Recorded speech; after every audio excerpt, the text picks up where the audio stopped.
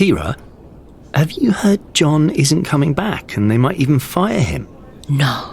I knew he was away, but I thought it was for personal reasons. I'm pretty sure that's not the full story. Have you ever worked with him? A long time ago, but, well, I've heard stories about him for years. I've never worked with him directly, but I know people that have. And they say he was always shouting and screaming, threatening to fire people. And Suzanne told me he took credit for one of her ideas.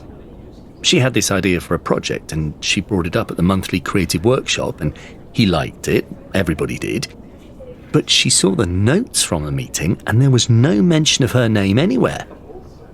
John had agreed with her and repeated some of the things she said, and the notes made it look like they were his ideas in the first place. He made her do all the work planning it. Then when the project actually got started, it was that Cars one. Suzanne was moved to something else. It won an award, didn't it? Yeah, but Suzanne didn't get to share it. There was zero recognition of her contribution. She was furious, but she couldn't do anything about it. Not if she wanted to keep her job. Yeah, it's almost impossible to report people who are as high up as John is, or was. How did you find working with him then? Well, you know what you said about him shouting at people? I've been in meetings with him and we all learned to keep our mouths shut. It was horrible. People were genuinely afraid of him. Did you ever see him stealing people's ideas? It was never that obvious.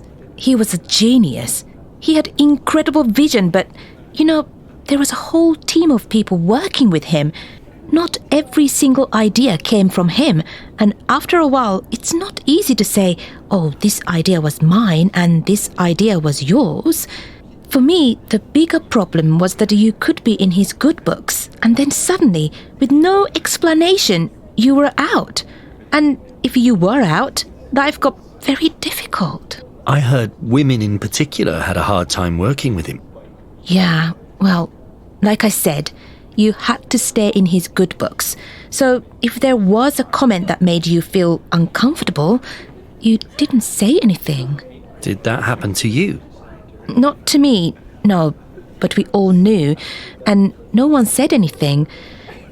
And I was lucky I didn't have that much contact with him myself. They're doing a full investigation, so I suppose a lot of these stories are going to come to light. I hope so. I really hope he's not coming back.